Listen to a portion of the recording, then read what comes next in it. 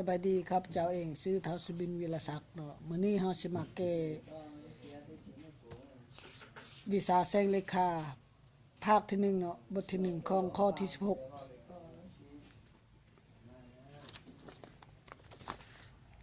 ข้อที่16นี่แว่นเพียง M และ N 2อันขนานกันปิ้นหน้าใส่กันและอยู่ห่างจากระยะ AB เท่ากับ D อยู่ระหว่างแว่นทั้งสองห่างจาก M ระยะ SA เท่ากับ A น้อยเนาะที่จุดหุ่ง S อยู่ห่างจาก M ระยะ A และอยู่เหนือ S ระยะหัดมีเม็ด O 1จงแต้มเส้นทางเดินของรัศมีที่ออกจาก S สะท้อนใส่เม็ดสะท้อนอยู่เม็ด I ของแวน N และไปผ่าน O 2จงแต้มเส้นทางเดินของรัศมีที่ออกจาก S สะท้อนใส่หัดของแวน N แล้วสะท้อนอยู่เม็ด K ของแวน M ไปแล้วผ่านเม็ด O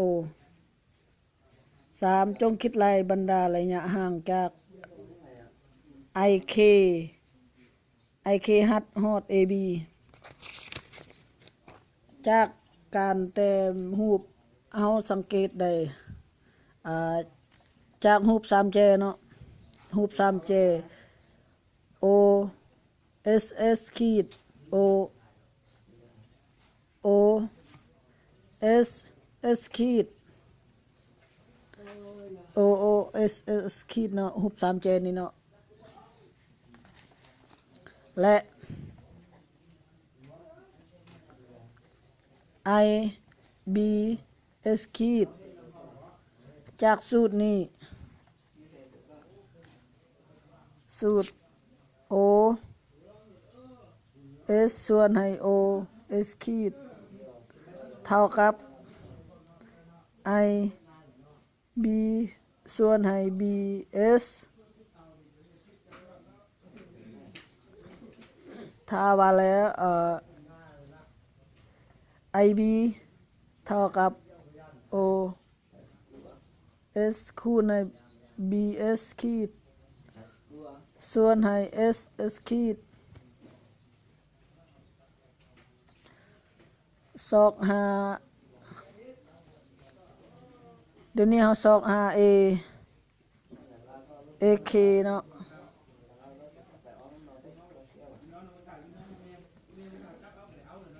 A ซอก AK เท่ากับ OS คูณให้ BS ขีดส่วนบ่แม่นเนาะขออภัยเนาะเอาซอก AK เท่ากับ OS ลบให้ KE นี่ไม่เป็นสมมุตินึงเนาะวันนี้เราซอก OS เนาะซอก OS เท่ากับ IB คูณ SS ขีดส่วนให้ BS ขีดมาเป็นสมมุติที่2ซอก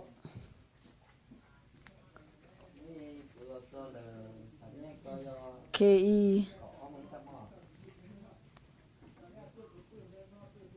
จากรูป 3J รูป 3J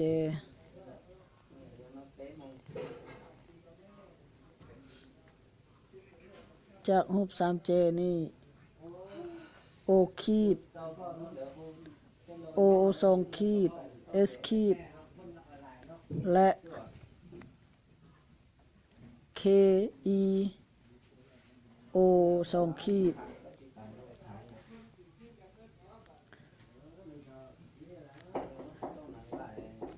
O S ขีดเนาะO ขีดS ขีด O สองขีด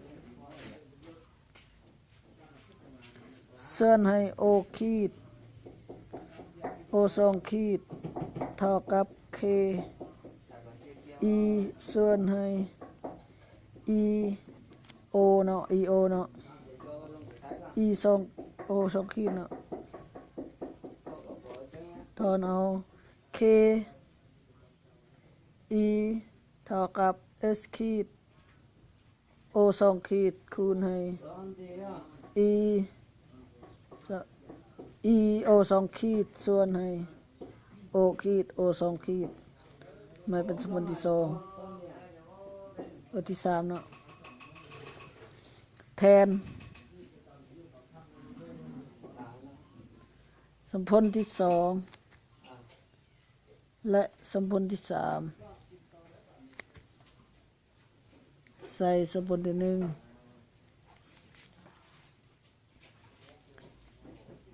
AK เท่ากับ IB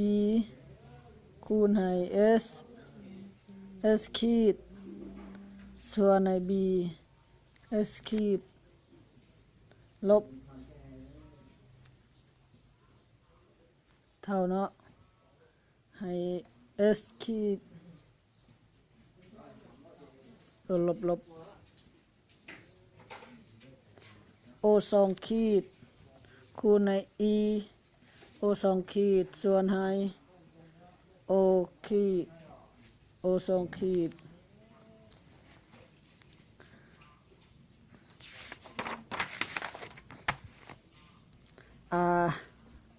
ฮัด B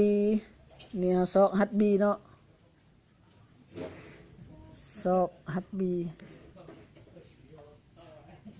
เท่ากับจากรูป 3J นี่รูป 3J อีก S สองขีด S ขีด O สองขีดและฮัด B S ขีดเท่าใดO สองขีด S สองขีดส่วนให้ S สองขีด S ขีดเท่ากับฮัด B